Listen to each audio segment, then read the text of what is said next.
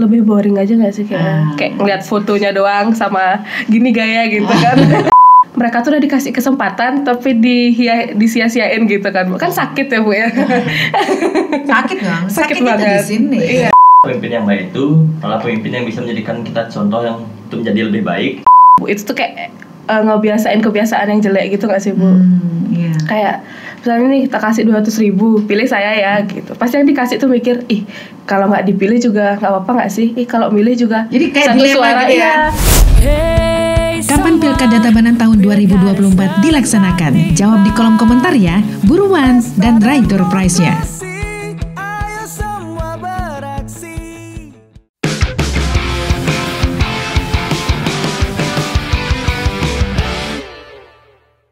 Oke, salam jumpa Sobat Tabanan, senang sekali saya Ani Wirasuta bisa jumpa lagi dengan Anda tentu saja dalam podcast Pilkada Tabanan tahun 2024. Dan tentu saja seperti biasa dalam podcast ini kita akan hadirkan bintang tamu hebat ya.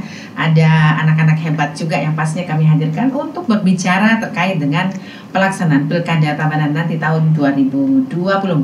Seperti biasa di awal itu kita sudah sampaikan ada satu pertanyaan buat Semeton Tabanan ya. Kapan dilaksanakan Pilkada Tabanan tahun 2024? Jadi kalau kalian sudah tahu, silakan dijawab di kolom komentar ya. Dan kami siapkan juga door prize menarik bagi Anda yang beruntung ya. Ayo segera untuk dijawab ya. Oke, kita tunggu jawaban kalian. Ingat di kolom komentar ya. Dan lanjut lagi kita akan mulai bincang-bincang kita untuk hari ini seperti yang sudah saya sampaikan tadi. Nih sekarang saya hadirkan teman-teman kita dari SMK Bintang Persada. Halo, apa kabar? Baik ya. Gimana perjalanannya menuju ke sini? Aman ya? Macet sedikit. Agak macet juga kan? Wow, baiklah. Jadi sudah padat ini. Tabanan kita sudah maju ya. Oke, tapi yang jelas pada kesempatan kali ini kita mau bincang-bincang lebih jauh lagi karena sebentar lagi mau pilkada. Ya, pilkada hari Rabu tanggal 27 November 2024. Ya, kita akan memilih yang namanya Bupati dan Wakil Bupati Tabanan. Kemudian juga kita akan sekalian nih memilih Gubernur dan Wakil Gubernur Bali. Wow, dapat 2 surat suara gitu ya. Tapi sebelum kita lanjut ngobrol, mau kenalan dulu boleh nggak? Boleh kan pastinya ya. Semeton Tabanan pasti pengen tahu nih siapa yang hadir pada kesempatan kali ini. Mulai dari dirimu deh, silakan. Halo Semeton Tabanan, perkenalkan nama saya Dayu dari SMK Bintang Persada. Oke, Dayu, cuma Dayu doang. Nama lengkapnya Ida Ayu Komang Puswardani, biasa dipanggil Dayu. Oke, siap. Halo Semeton Tabanan, perkenalkan nama saya Ida Bagus Surya di Pramana, biasa dipanggil Gus Surya dan berasal dari Sendan Noya Balerang, dari SMK Bintang Persada Tabanan. Yes, asli Tabanan. Yes. Mereka akan menyuarakan suara-suara mereka ya terkait dengan demokrasi. Pemuda Tabanan bicara gitu ya. Jadi yuk kita ngomongin tentang politik ya, ngomongin tentang demokrasi kayak begitu. Nanti kita akan sama-sama bahas ya.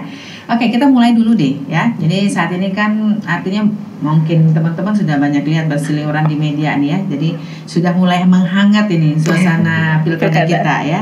Ini kalian sebagai anggap ya, artinya masyarakat ya. Kalau menurut Anda penting nggak kita memilih di pilkada 2024? Langsung aja. Silakan Gus Surya dulu. Kalau menurut saya pribadi itu sangat penting karena memilih Bupati dan Gubernur Bali Tabanan itulah kewajiban kita dan hak kita untuk menyerahkan isi hati atau siapa pemimpin yang cocok untuk kedepannya. Oke. Dan menjadi lebih baik dan lebih maju. Siap. Jadi sudah ada lah harapan di situ ya. Next Dayu. Kalau menurut saya pasti penting sih Bu, apalagi negeri ini tuh butuh pemimpin untuk lebih ke depannya gitu loh Bu. Apalagi Tabanan sekarang kan sudah mulai berkembang. Untuk melanjutkan perkembangan Tabanan ini sepertinya butuh pemimpin yang bagus. Oke, jadi sudah sangat jelas ya harapan-harapan dari anak muda kita ya. Jadi tentu saja mereka pastinya punya kriteria dong ya. Jadi dari situ jadi bahwa pemimpin itu memang penting ada ya untuk memimpin kita kan gitu ya. Dan pastinya kalian punya kriteria. Oke, jadi kriteria pemimpin versi atau tipe kamu itu kayak apa sih? Kalau saya sebagai Gen Z nih ya Bu ya, pasti Gen Z ini kalau ngeliat politik tuh agak trust issue kalau bahasanya kita sekarang. Jadi menurut saya tuh pemimpin sekarang tuh harus bisa memahami kayak trust issue-nya Gen Z gitu. Kita tuh kadang sama politik tuh kayak biarin lah orang-orang tua aja mau politik susah gitu ya Bu ya. Terus itu udah mungkin pemimpin-pemimpin kedepannya bisa kayak mengadakan kegiatan-kegiatan yang lebih bisa dipahami oleh Gen Z gitu, yang lebih seru kayak gitu-gitu Bu. Oke, jadi suka yang seru-seru ya sepertinya ya. Kalau nggak ada tantangan kayaknya kalian boring deh ya. Gimana gitu ya, kayak gabut gitu aja ya. Oke, jadi itu menurut Ayu sih ya. Nah kemudian kalau menurut Gus Surya kayak apa? Kalau menurut saya pemimpin yang baik itu adalah pemimpin yang bisa menjadikan kita contoh yang untuk menjadi lebih baik. Yang pertama yang harus penting itu jujur, patut diteladani, berani, tegas, serta disiplin lah kalau menurut saya itu. Karena Gen Z sekarang itu bisa dibilang kan banyak pemalasnya. Mereka buka aib sendiri ya. Jadi Gen Z itu malah sekarang sering sudah apa semua ada di gadget ya. Jadi mau pesan apa di gadget barang datang ya. Penting ada duit aja kan gitu ya. Oke, jadi semuanya sudah ada. Kalau kita zamannya dulu itu kalau pengen ayam goreng nyari ayam dulu gitu ya. Potong dulu gitu kan. Di bulunya dicabutin dulu gitu kan. Baru yang dapat namanya ayam goreng. Sekarang tinggal call aja sudah dapat lengkap dengan sambalnya ya. Jadi ya begitu deh. Artinya bahwa kondisi anak muda sekarang ya, kamu sudah mengakui nih, ya memang gabut, males gitu ya. Nah, makanya dibutuhkan strategi sehingga para calon nanti bisa menggandeng ini Gen Z dengan karakternya khusus gitu ya. Jadi kalian itu adalah spesies khusus dilahirkan baru nongol sudah kena HP gitu ya. Oke, nggak apa-apa. Tapi yang jelas kalian punya visi juga pastinya ya. Jadi artinya bahwa nanti pada saat pilkada terlahir pemimpin yang pastinya layak untuk memimpin kalian. Tadi sudah disampaikan oleh Dayu kan. Jadi yang apa ya? Yang bisa membaca keinginan mereka lah ya. Jadi tantangan-tantangan itu penting ya. Betul. Ya, lanjut lagi nih. Tadi kita sudah bahas keinginan mereka, kemudian juga apa harapan-harapannya juga seperti itu. Nah, kita sekarang lanjut lagi nih agak menukik sedikit ya. Karena hidup kalian itu pada sama gadget kan? Jadi banget ya. Jadi kalau umpamanya gadget terhebat apa yang bagus tercanggih sekarang gitu pasti kalian ya kepo aja gitu ya. Artinya bahwa semuanya itu ada di genggaman gadget kalian. Nah, sekarang ini terkait dengan ini tadi sih sudah disampaikan sih itu urusan orang tua ini yang sering menjadi apa ya menjadi pertanyaan besar buat saya. Kalian sempat nggak mikirin politik gitu ya? Menarik gitu Pak nggak gitu ya? Terkadang saya pernah berpikir bahwa politik itu menarik. Jadi saya pernah mengikuti politik itu seperti pemilihan presiden yang tahun lalu itu. Saya pernah mengikuti itu apa visi yang terbaik menurut saya serta bagaimana kinerjanya di dalam akhir tahun itu, jadi saya mengikuti ya. Saya lumayan menarik. Oke, lanjut. Ini tadi kan kita sudah ngomongin tentang gadget kan. Informasi semua ada di situ. Ya betul. Kita ada terkait dengan informasi ini. Jadi banyak sekali berseliweran informasi sekarang kan kalau misalnya sudah masanya itu para calon akan menampilkan hal baik lah pasti karena mereka akan berjuang agar menjadi pilihannya pemilih kan gitu ya. Nah sekarang ini kita akan melihat gimana itu informasi-informasi yang ada di yang kamu baca berseliweran itu kebenarannya gitu ya. Gimana caranya kalian ngetes gitu kan, maksudnya ini benar, ini hoax nih gitu ya kayak begitu nih, nggak benar nih kayak gitu. Nah Dayu gimana caranya? Kalau saya sih biasanya pemilih-pemilih itu kan pasti ada kayak dharma apa gitu memang ke desa-desa itu Ibu. Biasanya itu saya ikut gitu. Kayak ngelihat benar nggak sih gitu. Kadang saya biasa ikut gitu. Oh gini gitu. Mungkin benar, mungkin nggak gitu. Ini apa yang tanya juga nih. Sekarang kan banyak juga materi-materi. Jadi yang kalian harapkan itu sebenarnya face to face atau seperti apa? Face to face sih sebenarnya Bu. Kalau di kamera kan kita nggak tahu gitu Bu. Mungkin itu benar, mungkin nggak. Terus lebih boring aja nggak sih kayak ngeliat fotonya doang sama gini gaya gitu kan. Mungkin kita bisa lebih yakin kalau face to face gitu loh. Action ya. Yes betul. Oke, Gus Surya gimana nih? Kalau menurut saya itu supaya lebih menarik orang-orang untuk memilih dia tuh mungkin perbanyaklah untuk aksinya turun ke masyarakat. Jadi semua itu percaya dia benar seperti ini, seperti yang dikatakan di gadget ataupun di baliho seperti yang tadi. Jadi semua itu percaya dia ini pembuktiannya di sana gitu ya. Pembuktiannya di sana. Jadi tidak sekedar iming-iming lah di sosial media seperti itu. Jadi memang sih pada masa sosialisasi, pada saat kampanye adalah saat-saat mereka untuk memperkenalkan diri ya. Jadi artinya bahwa ini saya dan tentu saja pada saat itu juga menyampaikan visi misi ya. Betul. Ini menarik juga, artinya bahwa kalian sudah bisa pilah-pilah ya, sudah tahu sebenarnya kalian mana sih sebenarnya pemimpin yang layak untuk dipilih dan yang mana yang belum layak kan gitu ya.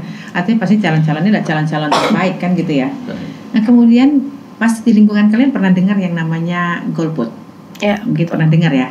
Oke, jadi mereka punya hak tetapi tidak menggunakan haknya. Nah seperti apa tanggapan kalian dengan orang-orang seperti itu? Menurut saya itu kurang baik sekali sih, karena mereka tuh seperti terpaksa dan cuma mencari untung dari keuangannya saja, Bu. Jadi mereka cari untung. Ya, cari untung saja yang mau golput seperti itu kan. Disuruh milih ini karena dapat uang, artinya dia mau milih itu. Sebenarnya walaupun dia artinya dia nggak mau milih orang itu karena dia tidak percaya sama orang itu, tapi karena uang artinya dia mau. Oke, itu termasuk bagian dari money politik. Iya, money politik. Oke, yang golput mungkin Dayu bisa. Kalau menurut saya golput itu kayak mereka tuh udah dikasih kesempatan tapi disia-siain gitu kan. Kan sakit ya Bu ya. Sakit dong. Sakit itu banget. di sini. Iya. Menurut saya kalau udah dikasih hak gitu ya Bu ya, mungkin pasti kalau misalnya pengen gitu Bu bisa sih dilakuin tuh Bu. Daripada disia-siain gitu nanti kalau pemimpinnya nggak cocok protes gitu kan Bu. Artinya bahwa golput ya. Jadi orang golput. yang artinya begini, golput itu adalah orang yang mempunyai hak dia, tetapi tidak menggunakan hak pilihnya pada saat pencoblosan, kan? Artinya bahwa mereka ini tadi dibilang mau enaknya sendiri gitu kan, padahal mereka lahir kan, kemudian bekerja, ya semua mendapatkan penghidupan di daerah tersebut. Betul. Nah kemudian di sini juga perlu diketahui bahwa kebijakan-kebijakan itu lahir dari pemimpin ya. Jadi kemudian kalau kita salah dalam memilih pemimpin pastinya akan berdampak ke diri sendiri. Kebijakan-kebijakan yang dilahirkan nanti tidak sesuai.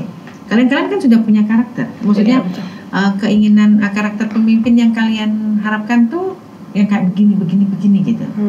Tapi kalian nggak datang ke TPS. Gimana dong akhirnya? Gimana menurut Dayu?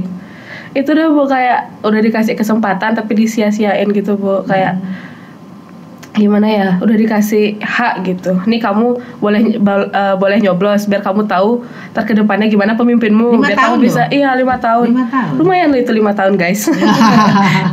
5 tahun untuk ke depannya hidupmu lagi 5 tahun ini pemimpinmu gitu, boleh kamu pilih yang mana gitu. Tapi dia nggak mau milih, ya udah gimana lagi. Ya nggak boleh dipaksa juga ya. Tapi kan kalau bisa jangan sampai begitulah ya kita ya. Jadi mumpung ada kesempatan ya 5 tahun sekali loh, bersejarah ini. Nunggunya lama. 5 tahun guys. Iya 5 tahun dan kita diberikan kesempatan untuk memilih pemimpin yang kita inginkan toh. Jadi bukan kita orang nyuruh ini itu enggak, kita punya passion kita, tipe kita kayak apa. Pilih nggak ada yang tahu gitu loh. Kan? Nah itu, jadi itu terkait dengan golput ya pastinya ada istilahnya masukan juga nih buat kita semua ya. Jadi bahwa jangan sampai golput lah. Ya. Mari kita sama-sama tentukan pemimpin yang diharapkan. Datang ke TPS tanggal 27 November 2024. Udah tahu mereka ya. Jadi ingat udah di kalender udah dilingkarin. Nah kemudian Bapak Ibu kan nanti diingetin itu jangan sampai nggak datang gitu ya. Aduh, nanti kalian bisa memberikan penjelasan. Jangan sampai golput ini gitu ya. Nah, yang menarik lagi nih sebagai materi juga menarik yang kita bahas itu adalah money politik. Iya, betul. Ya, money politik. Jadi banyak jalan menuju Roma nih. Calon-calon pastinya pengen menang dong. Ya. Maksudnya saya menjadi calon mau biar saya kalah gitu kan gak mungkin lah ya. Pasti ingin maunya menang. Banyak cara. Tapi yang jelas gimana pandangan Gus Surya ya terkait dengan money politik itu? Menurut saya itu pandangan yang sangat buruk sih. Karena itu seperti dipaksa. Dan bukan keinginan dari sendiri. Jadi kayaknya mereka tuh nggak tahu pemimpin mereka seperti apa, jadi maunya enak doang, seperti saya seperti ya udah sih gitu. Jadi enggak tahu pemimpin mereka tuh baik apa enggak sih gitu. Iya, tertutupi dengan uang itu ya. Iya, tertutupi dengan uang. Oke, jadi artinya bahwa dalam hal ini kita mau informasikan ya, money politik itu adalah hal yang tidak baik. Tidak baik sekali. Tapi kadang di lapangan orang lumayan ini 200.000. Oke, menurut Dayu gimana Dayu? Terima apa tidak uang 200.000 itu? Kok saya sih enggak Bu. Itu tuh kayak ngebiasain kebiasaan yang jelek gitu nggak sih Bu? Kayak misalnya nih kita kasih 200.000, pilih saya ya gitu. Pasti yang dikasih tuh mikir, kalau nggak dipilih juga nggak apa-apa nggak sih? Kalau milih juga. Jadi kayak satu suara gitu ya. Satu suara ngaruh nggak ya gitu. kalau misalnya semua orang berpikir gitu kan pasti ngaruh juga kan Bu. Misalnya satu suara dikali 10 aja udah ngaruh kan Bu. Ya itu kebiasaan Nono. Enggak, 100.000? Enggak. Oke, baiklah. Jadi ya itulah yang terjadi yang di lapangan ya. Jadi artinya bahwa mudah-mudahan ke depan dalam pilkada ini semuanya tercerahkan. Artinya betul-betul kita mendapatkan pemimpin yang artinya clear, menyampaikan visi misi kan gitu ya. Dan apa yang menjadi visi misinya itu dijalankan dengan baik ya. Pastinya masyarakat sudah pintar lah ya melihat program kerjanya. Sekarang kita harus melihat visi misinya. Apa program kerjanya dan apa tadi dibilang visi misinya jelas. Nah, itulah yang akan kita pantau kayak gitu kan. Oke, Gus Surya seperti itu gimana? Para calon-calon menyampaikan visi misi kayak begitu tuh. Apa yang kamu ada di pikiran kamu tuh pada calon, misalnya para calon menyampaikan visi misi itu yang kamu harapkan itu seperti apa? Kalau menurut saya tuh mengharapkan mereka menjalankan visi dan misi mereka dengan baik dan jujur lah Bu. Kayak mereka melakukan visinya akan memajukan kota ini menjadi kota yang berkembang dan mereka melakukan hal itu. Jadi saya itu seperti gimana ya? Terkadang saya tidak percaya sama apa yang mereka katakan gitu. Iya, ini sebagai salah satu pembelajaran ya. Nah, makanya itu kan dibuktikan oleh para calon ya. Oke, visi misi dalam artian itu memang wajib ada ya, karena itulah program-program mereka yang akan dilaksanakan seandainya terpilih kan gitu ya. Luar biasa ini, kita jadi sudah banyak berbincang-bincang dan tahu juga berbagai macam karakter anak muda. Jadi kita ketemu dengan banyak anak muda. Ada yang model A, model B, model C, dan ini juga menjadi salah satu referensi nanti bagi para calon tentu saja apa yang harus dilakukan nanti pada saat mereka mencalonkan diri menjadi bupati dan wakil bupati, kemudian juga menjadi gubernur dan wakil gubernur, betul kan ya? Jadi realita, jadi tanpa rekayasa mereka menyampaikan ini bahwa betul mereka menolak yang namanya yang disampaikan tadi money politik dan juga golput ya. Dan kemudian juga bagaimana mereka sebenarnya terkait dengan kepo ya, informasi itu luar biasa mereka. Dan satu lagi, jangan sampai bikin mereka boring gitu ya. Mereka tuh bosenan ternyata ya. Ini dampak dari gadget ya. Karena di gadget apa-apa selalu langsung dapat gitu ya. Terus kalau selalu ada yang baru dan sebagainya, jadi bikin penasaran. Ini mungkin menjadi salah satu pola yang harus dipikirkan oleh para calon mungkin ya. Oke, jadi masukan yang luar biasa sehingga para calon bisa melahirkan sesuatu yang bagus nanti diberikan kepada kita semua ya. Oke, sebelum kita akhiri ini mungkin ada yang disampaikan, mungkin si Dayu dulu ya. Apa yang ingin disampaikan kepada pemilih dan Semeton Tabanan semuanya? Oke, Semeton Tabanan jangan lupa datang ke TPS terdekat tanggal 27 November 2024. Tolak money politik dan tolak golput. Tabanan pasti nyoblos. Mereka aja yang punya nih. Jadi udah mereka punya kreativitas masing-masing ya sesuai dengan passion mereka. Oke, Gus Surya silakan. Oke, para Semeton, Bali dan Tabanan, marilah kita memilih pemimpin yang bijak dan cerdas dengan tidak golput serta money politik. Tabanan, penyoblosan Tabanan 27 November pasti nyoblos. Oke. Ya, tandanya itu pakai kelingking ya. Itu kan biasanya kalau kita nyoblos itu pakai ini nih. Tinta. Ada tinta gitu ya. Oke. Jadi mereka sudah istilahnya sudah tertanam dalam benak mereka di alam bawah sadar. Lalu nyoblos itu ya tandanya itu ada tinta. Kan gitu betul. Kan ya. Tinta ungu. Ya. Jadi ciri khas ya. Oke, thank you. Terima kasih buat Dayu kemudian juga Gus Surya ya terima yang kasih, pastinya Bu. sudah datang ke sini untuk berbagi informasi dan menjadi referensi juga buat teman-teman yang lain ya, menginspirasi jadi apa yang boleh dan tidak boleh dilakukan. Ini pemahaman benar ya dari kalian, dari berbagai informasi dan kita sharing buat semuanya. Untuk suksesnya Pilkada 2024 ya.